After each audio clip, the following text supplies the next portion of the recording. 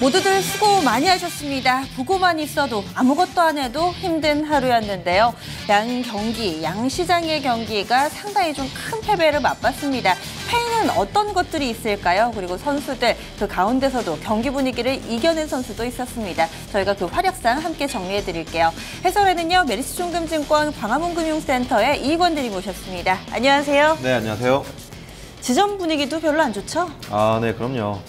어느 정도 그 감내가 될 정도로 많이 빠졌을 때는 그래도 이제 분위기를 업시키려고 좀 농담도 많이 하고 그런 분위기였는데 최근에는 그냥 아예 침묵이 이제 주를 이루는 좀 그런 분위기입니다. 네. 말도 잘 안 나오고 네, 뭐 이런 그렇죠. 분위기인 것 같아요. 해설위원님은 오늘 어떻게 보셨어요? 저도 경기? 마찬가지예요. 네. 침이 나오지. 저도 말이 잘 안 나오네요. 네, 오늘은 잠도 잘 안 오고요. 네, 별로 좀 할 말도 없게 만드는 그런 경기 분위기였던 것 같은데요. 그럼 바로 선수 보면서 이야기를 좀 더 자세하게 나눠볼게요. 라인업 공개합니다. 네, 1번 타자입니다. 흥국 F&B, 2번 타자는 진원생명과학, 3번 타자 DNA링크, 4번 타자 농심이었고요. 5번 타자 SL, 6번 타자 현대차, 7번 타자 삼성전자, 8번 타자는 노루페인트, 9번 타자 사조산업이었습니다. 쭉 보니까요, 오늘도 라인업이 다소 좀 부진합니다. 어때 보이세요? 아무래도 그 전부 다 단발성 이벤트가 주가를 조금 끌어올린 이후에 이 그 양봉을 계속 유지하는 선수보다는 오히려 이 양봉을 축소시키면서 윗골을 달았던 선수들 좀 많아 보였거든요. 그렇기 때문에 오늘 이 그 단발성 이런 양봉을 따라가기에는 약간 부담스러운 선수들 위주로 포진되어 다는 느낌이 많이 들었습니다. 잘하긴 잘했는데 네. 지금 우리 선수로 편입시키는 네. 좀 힘든. 허 의원님은 좀 라인업 네. 어때 보이세요? 뭐 자동차, 현대차, 삼성전자가 오랜만에 들어온 것 같네요. IT 자동차가. 네, 그리고 이제 맞아요. SL도 그렇고요. 그리고 나머지는 여전히 뭐 이제 노루페인트, 뭐 페인트 쪽에서도 들어가 있고요.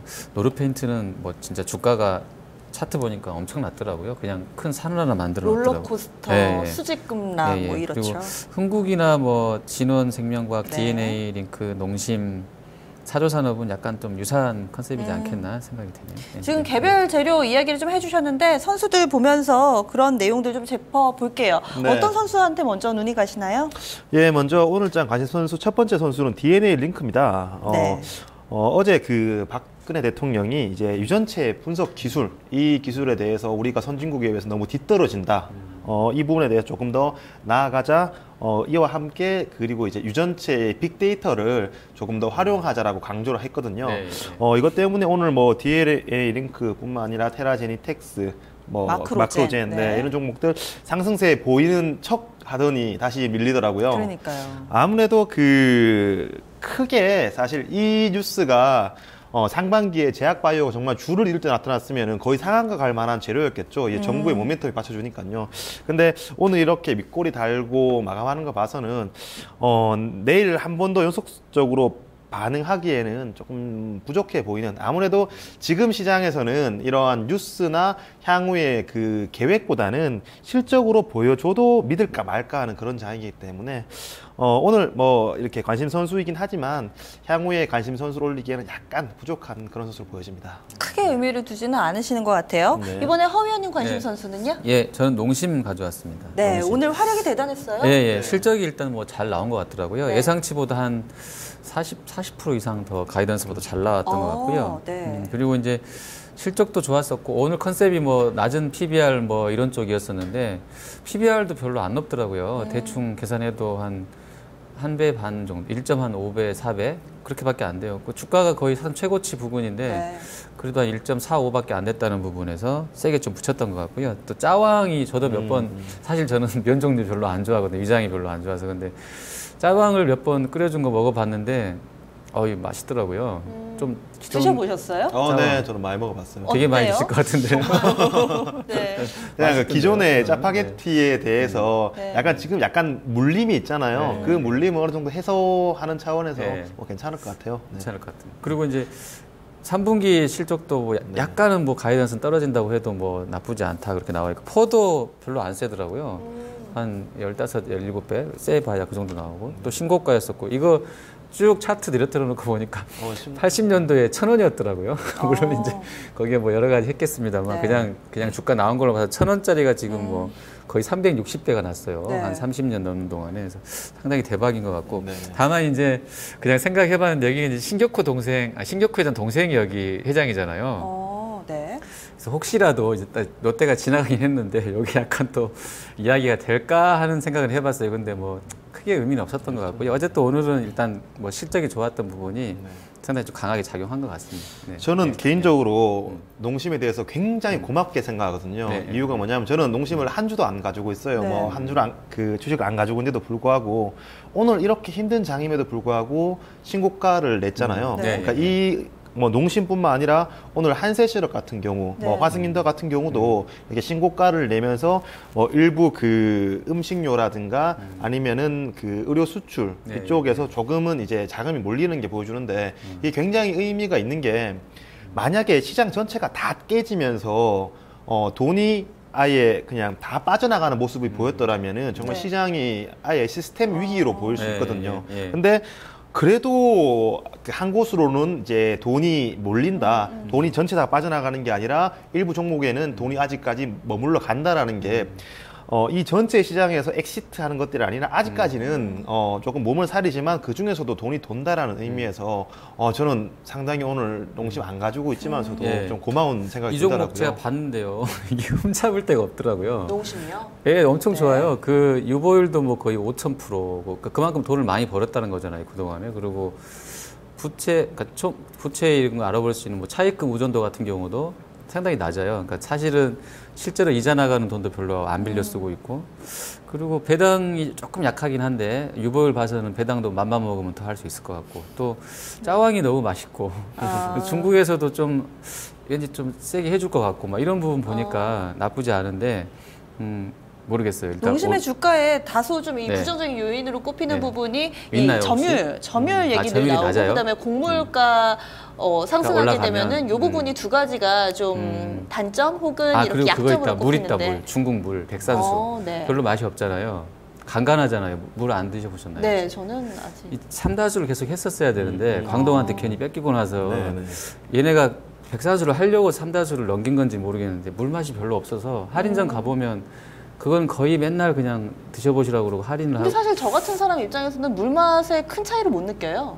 아, 그러시던가요? 저는 맛이 별로인 것 같아요. 뭐 아무래도 그 백산수가 약간 삼다수라는 좀- 브랜드 파워가 있잖아요. 네, 정말 네. 생수업계 1위 삼다수라는 네. 이런 브랜드 파워가 있으니까 뭐 실제로 물맛이 다를 수도 있겠고요. 아무래도 그 1등 제품에 대한 신뢰감이 그렇죠. 네, 네. 심리적인 것도 있겠죠. 두 분 모두 다 상당히 펀드멘탈은 긍정적으로 보세요. 괜찮아요. 나쁘진 않은데 네. 그 백산수가 거의 예사 자산의 10분의 1이 들어가 있어요. 근데 적자예요, 거기가 지금. 네. 그 적자가 크진 않은데, 그러니까 10분의 1의 돈이 거기 어떻게 보면 이제 물려 있는 것으로 표현할 수 있는데, 자산의 10분의 1을 넣어놨는데 거기서 수익이 안 나오고 있으니까 사실 10분의 1이 뭐 별로 안 클 수도 있습니다만 거기 네. 2천억을 투자해 놨는데 거기서 돈이 안 나오고 있다는 거는 백산수 사업부가 약간은 좀 이제 걸림돌은 될 수도 있을 것 같습니다. 지금 음식료 좀 얘기 나온 김에 농심이 상당히 좀 좋은 빛이 비춰진 종목이었다면은 반면에 지금 라인업 가운데서 사조산업 오늘의 9번 타자였는데 또 이 선수 같은 경우는 정말 어두운 그림자가 짙게 드리워졌었는데요. 네, 네. 이렇게 음식료 내에서의 차별화는 좀 어떻게 보세요? 아무래도 그 지금 우리나라 증시가 다른 선진국 증시에 비해서 짧은 시간에 많이 조금 하락하는 그런 모습 보이고 있지 않습니까? 네.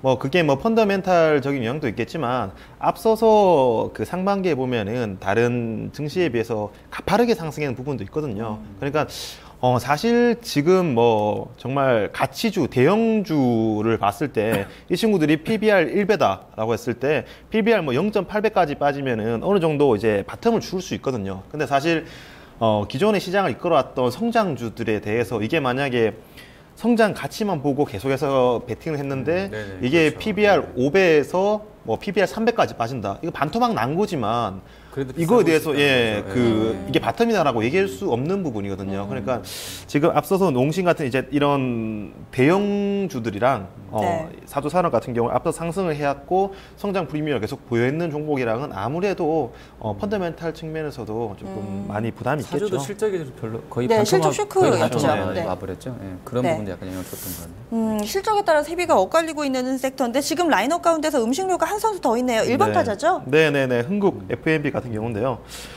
기존의 그 음료 사업을 이 친구들이 주로 영위하는데 추가로 음식료, 푸드 부분도 본격적으로 진출한다라고 선언했거든요.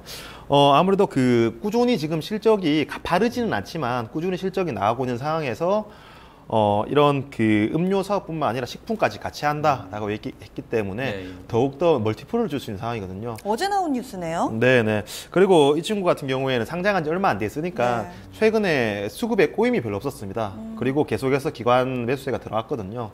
그렇기 때문에 이런 시장의 최근의 하락이 좀 개별적인 이슈도 있겠지만 매크로적인 그런 그 이슈뿐만 아니라 수급 꼬임 현상 때문에 주가가 쉽게 못 올라가는 건데요. 한국 F&B 같은 경우에는 이렇게 수급 꼬임이 없기 때문에 조금은 선전하는 모습 보이고 있고요.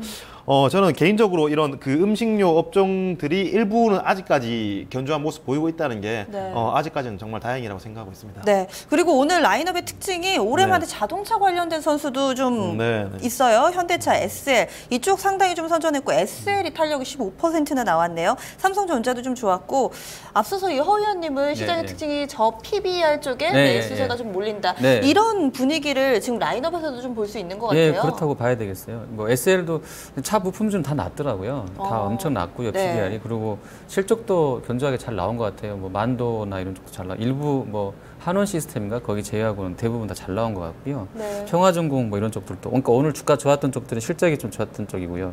현대차 그룹주는 그냥 환율 문제가 있는 것 같은데 그냥 일단 좀 사준 것 같아요. 기관 쪽에서 받치긴 해야 되잖아요. 근데 명분은 일단 뭐 그렇다고 PBR 높은 뭐 아모레를 살 수는 없으니까 저쪽 컨셉으로 해서 그냥 산 것 같아요. 연기금 쪽에서 그냥 받쳐놓고 그냥 들어온 것 같습니다. 연기금이 좀 주식을 잘 하셔야 될 텐데 좀 걱정은 좀 되네요. 수익률이 지금 네. 현대차 같은 것도 되게 많이 샀다고 그러는데 네. 이게 패가 다 읽혀버리니까 지분 공시를 하잖아요, 걔네들은. 그러니까 그런 부분에서 약간 좀 불리한 게임을 연기금이 좀 하고 있다는 생각도 들더라고요. 확실히 지금 바닥권에서 구원투수 역할을 잘 해줘야 될 텐데 대리님 같은 경우는 또 오늘 이렇게 두 가지로 나뉘잖아요. 좀 네. 그동안 많이 올랐던 종목들 밀려나고 그리고 또 바닥권의 종목들 반등. 어떻게 네. 해석하고 계신가요?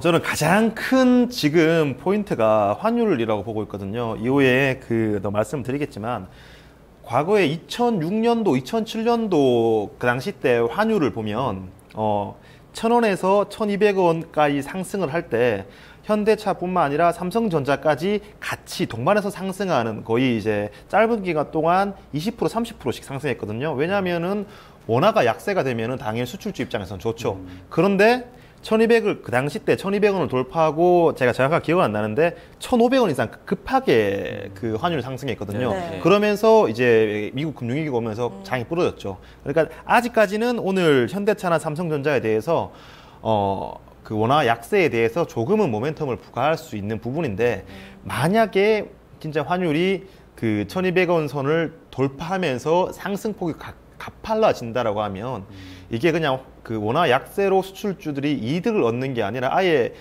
시스템 리스크로 읽혀질 수 있는 부분이기 때문에 지금은 그 원화 약세에다 이 친구들 좋을 거다라고 베팅하기에는 조금 더 리스크가 커 보입니다. 아직까지 저도 뭐 이게 시스템 리스크냐 아니냐에 대해서 지금 정말 아직 반신반의하고 있는 상황이거든요. 그렇기 때문에 지금 워낙 약세로 베팅하기에는 너무 리스크가 커 보이는 시점이라고 보여집니다. 시장에서는 뭔가 변화가 나올 때 서서히 나와야지 네. 투자자들도 그렇고 시장도 그렇고 적응할 시간이 필요한 것 같아요. 근데 서서히 안 나오잖아요. 그러니까요. 그래서 시장이 어려운 거죠. 갑작스러운 변화가 늘 갑자기, 리스크가 네, 되고 투자 심리를 위축시키는 것 같습니다. 선수들 이야기 쭉 들어봤는데요. MVP 선정해 볼까요? 네. 오늘 장 MVP는 농심입니다. 그쵸. 4번 타자 농심입니다. 오늘 좀 전반적으로 허 의원님도 그렇고 이대리님도 그렇고 이구동성으로 좋다라고 얘기해 주셨던 선수인 것 같은데요. 추가 상승 여력은 좀 어느 정도로 보세요? 네. 충분히 지금 어려운 장에 신고가를 경신했으니까 상당히 힘이 있는 그런 종목이거든요. 그리고 섹터 전반적으로도 그 자금이 몰리는 섹터임에도 충분하고 그리고 그 실적이 뒷받침되니까요. 네. 충분히 뭐 내일 클린업 트리오에 선정해도 될 만큼 좋아 보이는 종목이라 생각됩니다. 허 위원님은 지금 이 종목 거의 단점이 없다라고 이야기를 해주셨는데 깨끗한 것 같아요. 예. 업사이드 보신다면 좀 어느 정도까지 보세요? 짜왕을 많이 먹어야죠. 게시판에 이거 짜왕 먹자고 또 올라올 거예요. 네. 짜왕 가서 뭐 저도 한번 먹어보고 퇴근하는 길에 몇 바퀴 사갖고 가죠. 네, 뭐 이런. 이 시간 리뷰를 어쨌든 해야겠네요. 맛은 있더라고요. 일단 맛은 있고 경기가 어려워도 먹어야 되잖아요. 먹어야 사니까. 먹는 거는 안 될 것 같진 않아요. 그리고 유가가 너무 낮고 하니까 일단 소비재 컨셉이 아주 흔한 것 같지는 않은데 계속 지점에서도 저한테 이제 물어보거든요. 친구들이. 네. 근데 사실 명쾌하게 답은 못 하겠더라고요. 저도 잘 모르겠겠고. 항상 질문할 때는 물려서 질문을 하잖아요. 수익 나고 있을 때는 안 물어봐요. 주변 사람들한테. 근데 뭐 시원하게 답은 못 해주겠는데 그래도 정황상으로는 여전히 장이 된다고 하면 유가 빠지는 거 봐서는 소비재가 그래 조금 더 시간 지나고 보면 상대 수익률은 좋지 않겠나 생각이 듭니다. 예. 네, 정확하게 좀 어느 정도 수준이다라고는 이야기를 못하지만 업사이드가 열려있다는 데는 두 분의 의견이 좀 모아졌습니다. 그럼 내일 경기 관전 포인트 살펴볼게요. 어디에 포커스 맞추세요? 네. 당연히 환율이고요. 저는 지금 상당히 고심이 많은 부분입니다. 지금이 제가 봤을 때 가장 중요한 시기라고 보여지거든요. 왜냐하면 제가 연초에 그 계속 수익률 게임이나 끝내주는 남자를 통해서 계속 진행하면서 네. 어느 정도 9월 금리 인상에 대해서는 가시성이 보인다. 그리고 분명히 9월 금리 인상 전에는 노이즈가 있을 것이다. 하지만 금리 인상 한 다음 날부터는 강한 랠리가 시작될 것이라고 시장은 봤거든요. 분명히 지금 노이즈 가정은 맞습니다. 노이즈 가정인데 이게 제가 생각한 거 이상으로 노이즈가 이어지고 아예 저도. 시장이 깨어지는 그런 분위기니까 저는 네. 지금 굉장히 고민이 되는 게 뭐냐면 한 가지만 고민하면 되거든요. 이게 과연 2007년, 2010년도처럼 만약에 시스템 위기로 와버리면은 지금이라도 저점에 다 팔아야 되는 그런 리스크예요. 던져야죠. 근데 만약에 지금 이 위기가 시스템 리스크가 아닐 경우에는 지금이 바닥이거든요. 시스템 리스크라면 구체적으로 어떤 부분이 예를 들어서 말씀하시는 그 거세요? 리먼 브라더스 파산처럼 네. 아이고. 예를 들어서 부동산을 네. 샀다. 부동산을 그냥, 샀는데 네. 이거를 대출로 일으켜서 또 여기 샀다. 이걸 일으켜서 또 샀다. 그리고 또 은행이 넘어지면서 은행이 대출이 안 몰려 있고 익스포저가 굉장히 많다. 이렇게 될 경우에는 한쪽이 넘어가면 계속해서 넘어가잖아요. 악순환의 도미노 그렇죠. 말씀하시는 거죠. 만약에 그게 시작이라면은 네. 지금 아예 주식을 다 팔아야 되는 부분이고요. 그 위기가 아니고 단순히 미국 기준금리 인상에 대한 환율에 대한 리스크면 당연히 지금 시장이 바닥이겠죠. 근데 그거를 저는 제가 판단하기로 아니다라고 생각을 하는데 왜냐하면 아직까지 우리나라 같은 경우에는 경상수지가 많고요. 그렇죠. 과거에 그런 시스템 리스크의 주 원인은 유럽이나 미국이었거든요. 근데 향후에 이런 시스템 리스크가 있을 경우에는 중국일 가능성이 굉장히 많아요.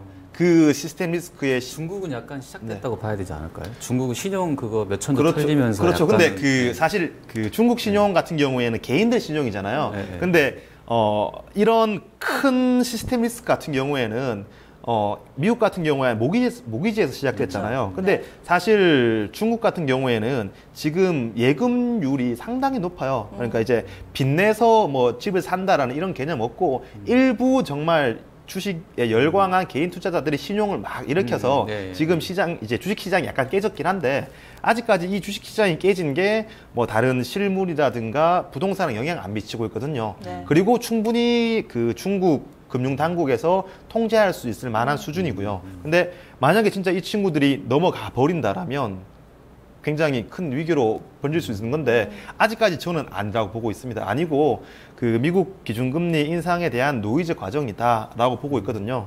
근데 항상 가능성은 염두해 둬야 되기 때문에 네. 저도 아직 이 가능성은 아니다 낮다고 보고 네. 있지만 환율을 계속해서 보시고요. 완전 보시고 이게 급격하게 상승한다라고 얘기하면 내가 만약에 지금 20% 손실이더라도 네. 이거를 팔아버리고 만약에 시스템 리스크가 오면 종목이고 뭐고 간에 다 그쵸. 없잖아요. 네.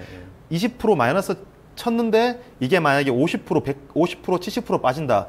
그때 사면은 위기거든. 아니 굉장한 기회거든요. 그쵸. 항상 뭐 리먼 브라더스 파산이나 IMF나 뭐 2010년 위기 이후에는 굉장히 큰 기회가 왔으니까요. 그러니까 그런 시스템 리스크라고 생각되면은 네. 20%가 30%가 팔아야 되고요. 아니라고 생각되면은 버텨야 되는 시기라고 일단은 보시는데 아니라고 판단하시는 거죠. 아직까지는 아니라 생각하고요. 환율 한 가지만 여쭤볼게요. 그러면 네. 일단은 위쪽 방향성은 괜찮은데 가파르지만 않으면 속도 그렇죠. 조절만 한다면 오케이 네네, 라는 그렇죠. 말씀이시죠? 네네. 네, 알겠습니다. 클럽 트리오 선정해 볼게요. 선수 선발 어렵습니다. 네. 세 명의 선수 발표해 주시죠. 네. 농심 위메이드 메디톡스입니다. 농심 또 나왔네요. 간략하게만 이 선수는 좀 들어보고 나머지 두 선수도 네. 이어주세요. 사실 그 내일 클린업 트리오를 짜는데 굉장히 좀 힘들었거든요. 지금 시기에서 종목을 말씀드린 게 맞나라고 개인적으로 조금 많이 고민이 되는 경우인데 지금 시장이 호재를 호재로서 못 받아들이고 있는 시장이에요. 그렇기 때문에 호재가 나온다고 하더라도 상반기 같은 경우에는 그냥 말아 올리는 그런 상황이었는데 이제는 차익 실현의 빈미로 삼고 있거든요. 아니면 손절의 빈미로 삼고 있기 때문에 지금은 정말 자기가 가장 컨빅션을 가지고 있는 종목에 대해서 압축적으로 이렇게 대응하는 게 맞다고 생각해서 제가 개인적으로 가장 잘 알고 있는 종목을 이제 말씀드린 겁니다. 네. 농심 그 다음 선수는요? 네, 그다음 위메이드고요. 위메이드는 제가 최근 열흘 전기가 중국 시장에 매출 1위. 프리오비티 네. 나오면서부터 좀 강조를 드렸는데요. 네. 사실 주말에 이 친구들이 몽환소요를 제치고 1위를 올라섰거든요. 상반기 같았으면 당연히 점상을 가야 될 재료입니다. 이게 중국 시장이 작년 같은 경우에 게임 시장이 5조 원인데 최근에 7조 원까지 크게 성장했거든요. 그리고 대표적으로 1위라고 할 수 있는 국민 게임이라고 할 수 있는 몽환 소유를 제쳤다. 그러면은 아예 지금 살짝 내려왔긴 2등으로 내려왔긴 하지만요. 충분히 점상한가 갈 수 있는 그런 재료임에도 불구하고 어제 14%, 15% 상승, 그리고 오늘은 절반 이상의 수익을 되돌렸거든요. 아무래도 종목의 문제보다는 시장 전반적인 문제죠. 오늘 기간이 10만 주 정도 팔았는데 이 종목을 판 게 아니고요. 그냥 펀드 자체의 주식 비중을 줄였는 거라고 볼 수 있거든요. 네. 위메이드 같은 경우에 시가총액이 1조 원 정도 되기 때문에 기관들의 현금화에 가장 큰 수단으로 보였다고 생각되고요. 저는 이런 위메이드를 판단할 때 호재가 크냐 아니냐를 판단하지 말고 이 호재를 시장에서 받아들일 수 있냐 없냐 그런 시장인가 아닌가라고 판단해 보는 게 맞고요. 일단 시장이 무너지지 않는다라면은 충분히 이 친구들의 밸류를 찾아갈 것이라고 보고요. 시장이 여기서 더 매크로적인 위험이 있다 그러면은 이런 호재임에도 불구하고 손해를 보고라도 팔아야 되는 그런 종목이라고 보여집니다. 마지막 메디톡스 여러 차례 좀 언급해 주셨죠? 네, 전일 실적을 발표했는데 굉장히 호실적을 발표했거든요. 1분기 실적이 워낙 좋아서 2분기의 컨센서스가 굉장히 높았거든요. 높음에도 불구하고 그 컨센서스를 한 10% 정도 상회하는 모습 보여졌는데요. 저는 제약바이오에 다시 장이 온다라면은 이 메디톡스가 선두에 설 수 있을 거라 생각하고요. 실적이 계속된다. 그리고 하반기에 임상 성상까지 진입하기 때문에 지금 차트를 봐도 아직까지 박스권 하단을 깨고 있지 않은 모습이니까 계속해서 관심을 가져야 된다라고 말씀드리겠습니다. 네, 알겠습니다. 경기 분위기가 어려울 때는 승부수를 띄우는 것보다는 좀 더 믿을 만한 선수를 등판시키는 것도 한 가지 방법이 되겠죠. 요즘은 상당히 좀 어렵습니다. 내일은 기분 좋은 반등을 기대하면서 이 시간 인사드리겠습니다. 함께해 주신 여러분 고맙습니다.